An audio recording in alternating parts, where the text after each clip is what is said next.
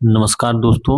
आज हम लोग देखेंगे रेल सेवा आचरण नियम 1966 यानी कि रेलवे सर्विस कंडक्ट रूल 1966।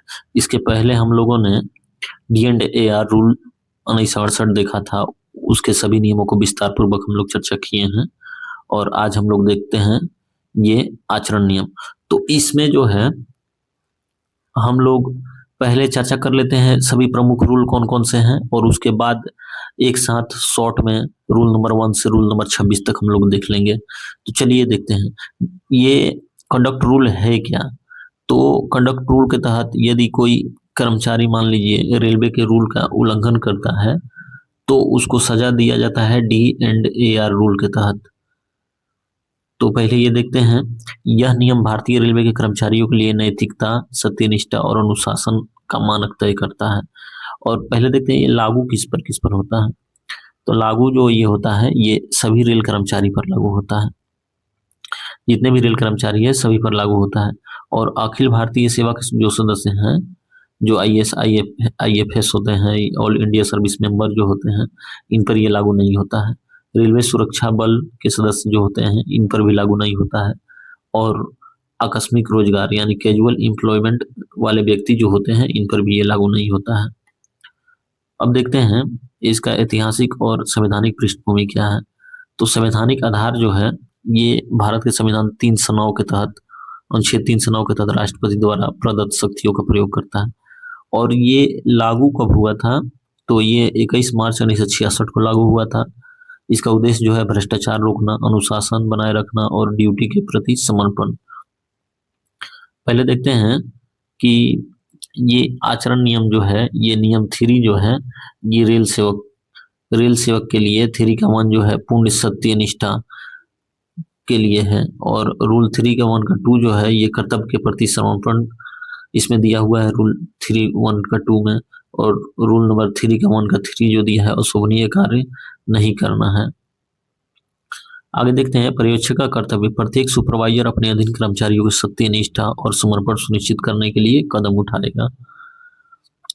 अब प्रतिबंध देख लेते हैं। नियम 5 जो है राजनीति और चुनाव, यानी राजनीति में भाग नहीं ले सकता रेल एम्प्लॉई, किसी राजनीतिक दल का सदस्य नहीं बन सकता, चुनाव में प्रचार नहीं कर सकता। और नियम 7 जो है ये देश की अखंडता या सार्वजनिक व्यवस्था के खिलाफ हड़ताल नहीं कर सकता, जुलूस में भाग नहीं ले सकता। तो ये नियम 7 ये कहता है। नियम 6 कहता है कि आपको कोई संघ नहीं बनाना है। और नियम 8 और 9 जो है ये प्रेस की आलोचना करता है, सरकार की नीतियों की सार्वजनिक आलोचना सख्त बरती है। आप यदि रेल एम्प्लॉय है, गवर्नमेंट एम्प्लॉय है, तो आप सरकार की आलोचना नहीं कर सकते हैं रूल नंबर 8 के तहत। रूल नंबर 11 जो है ये गोपनीयता, यानी अनधिकृत जानकारी आपको ये फैलाना नहीं है। मतलब मान लीजिए कि आप रेलवे में काम कर रहे हैं और रेलवे के जितने भी अंदरूनी चीजें हैं उसको आप बता बता कर उसका मतलब सबको फैला रहे हैं, तो ये आपको नहीं करना है। व्यक्तिगत आचरण के नियम देखते हैं। 13A, दहेज लेना या मांगना यह सख्त वर्जित है। आप दहेज नहीं ले सकते हैं। और रूल नंबर 13 में जो है आप उपहार भी नहीं ले सकते हैं। लेकिन उपहार ले सकते हैं अपने निकट संबंधी से शादी ब्याह में। तो जो ग्रुप ए के कर्मचारी हैं वो उपहार ले सकते हैं 25,000 रुपया तक। और ग्रुप बी के जो कर्मचारी हैं वो ले सकते हैं आपका 15,000 रुपया तक। मतलब इससे ज्यादा उपहार नहीं लेंगे। और ग्रुप सी के जो कर्मचारी हैं वो 7,500 रुपया तक ले सकते हैं। और ग्रुप डी के कर्मचारी 1,000 रुपया ले सकते हैं, इससे ज्यादा नहीं ले सकते हैं। नियम 15 जो कहता है आपको निजी व्यापार नहीं करना है, यानी कि प्राइवेट ट्रेड आपको नहीं करना है। और बिना पूर्व स्वीकृति के कोई निजी व्यापार या रोजगार पर प्रतिबंध है। नियम 22 जो है नशीले पदार्थ, यानी सार्वजनिक स्थान पर शराब पीने से बचना चाहिए, ड्यूटी के दौरान नशे में नहीं होना चाहिए। देखिए रॉनिंग स्टाफ जो होते हैं ये ड्यूटी शुरू करने के 8 घंटे पहले या ड्यूटी के दौरान किसी नशीले पदार्थ का सेवन नहीं करेंगे। ब्रेथ एनालाइजर टेस्ट होता है इन लोग का।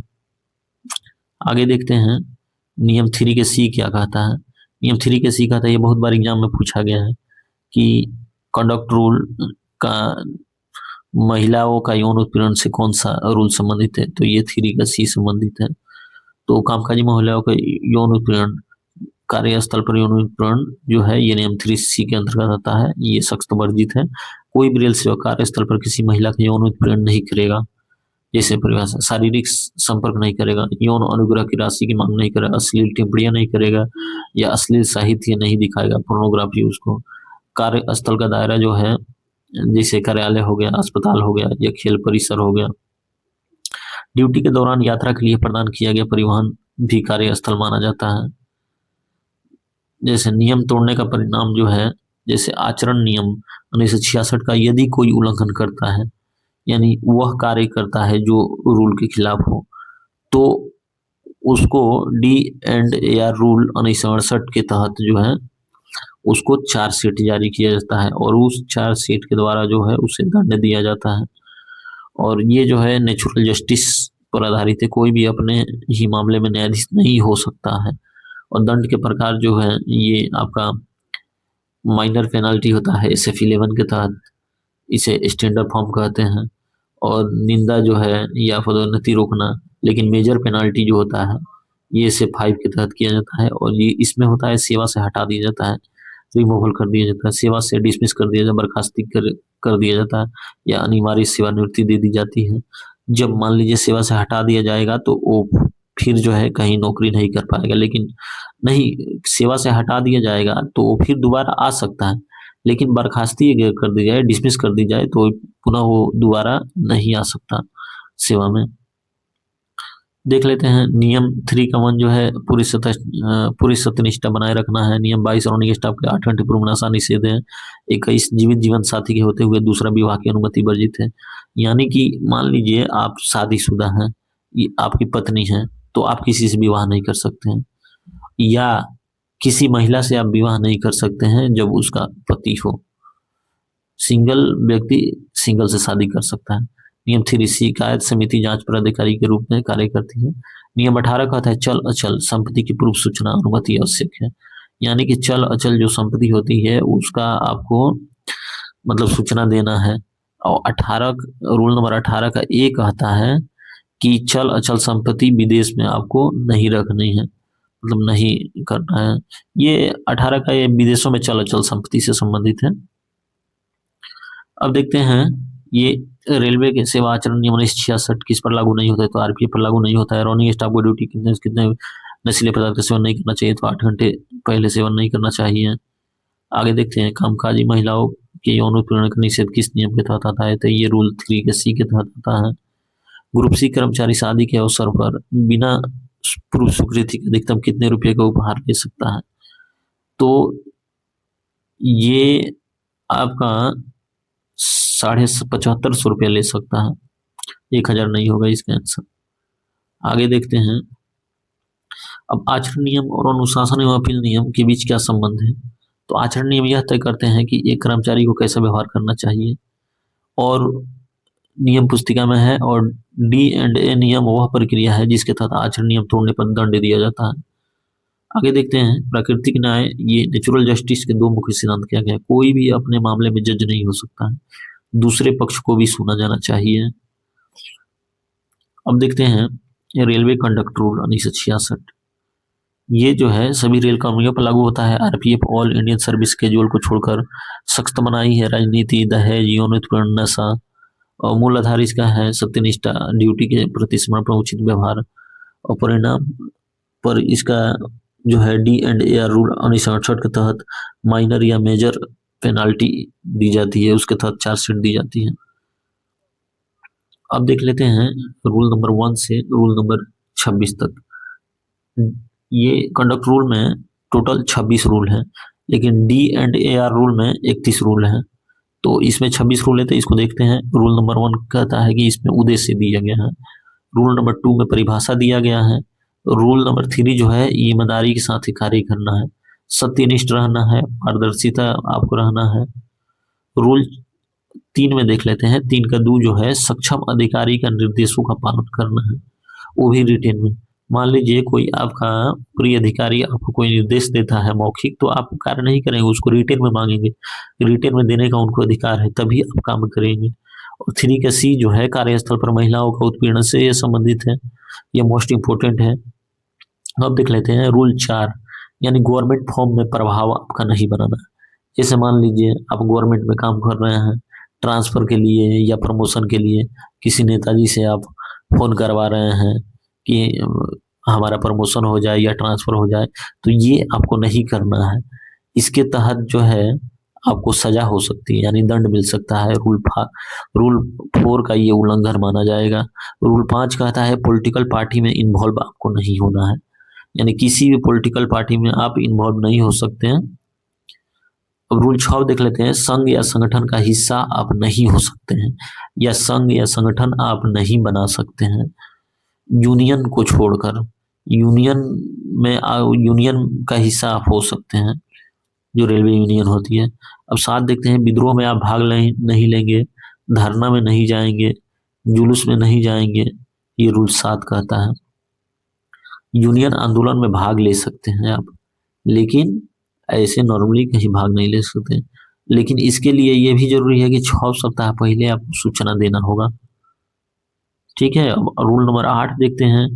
मीडिया या प्रेस में आपको नहीं जाना है, मीडिया में आप नहीं जा सकते हैं। रूल नंबर 9, सरकार की आलोचना आपको नहीं करना है, यानी सरकार की आलोचना करते हैं, रूल नंबर 9 के तहत आपको सजा हो जाएगी। 10 नंबर जो है, गवाही देना वर्जित है, यानी आप बिना अनुमति के या बिना सूचना के आप गवाही नहीं दे सकते हैं। रूल नंबर 11 जो है, आधिकारिक सूचनाओं का संप्रेषण नहीं कर सकते हैं, यानी कोई भी आधिकारिक सूचना जो है उसको आप फैला नहीं सकते हैं, यानी मीडिया में वायरल नहीं कर सकते हैं या किसी को बता नहीं सकते हैं। 12 जो है, अंशदान या चंदे पर रोक है। आप जो है चंदा ना ले सकते हैं ना चंदा दे सकते हैं, लेकिन ये यूनियन में आप चंदा दे सकते हैं। यूनियन में जो चंदे का मनी होती है उसे दे सकते हैं और ले भी सकते हैं। रूल नंबर 13 कहता है उपहार नहीं लेना है और नहीं देना है, लेकिन निकट संबंधी से आप उपहार ले सकते हैं। जो ग्रुप ए के कर्मचारी है वो 25,000 तक ले सकते हैं, ग्रुप बी के कर्मचारी 25,000 ले सकते हैं, और ये आप 15,000 ले सकते हैं। ग्रुप बी के कर्मचारी, ग्रुप सी कर्मचारी जो है वो 7,500 रुपया ले सकते हैं, और ग्रुप डी के कर्मचारी जो है वो 1,000 रुपया ले सकते हैं। यहाँ पर 50,000 है तो इसको 15,000, 1,50,000 है तो इसको 15,000, ग्रुप बी 15,000 और ग्रुप सी 7,500 और ग्रुप डी 1,000। तो चलिए आगे बढ़ते हैं। 13 का ए जो है, दहेज पर प्रतिबंध है, यानी दहेज ना ले सकते हैं या ना दहेज दे सकते हैं, इस पर पूर्ण प्रतिबंध लगाया गया है 13 के तहत। रूल नंबर 14 कहता है प्रशासन की अनुमति के बिना कोई सम्मान नहीं लेना। जैसे मान लीजिए आपको नोबेल सम्मान दिया जा रहा है, तो बिना प्रशासन की अनुमति के आप नहीं ले पाएंगे। कोई भी सम्मान हो, पद्मश्री हो, पद्म विभूषण हो, यदि आप रेल में कार्य करते हैं तो बिना प्रशासन की अनुमति के बिना जो है आप सम्मान नहीं ले सकते हैं।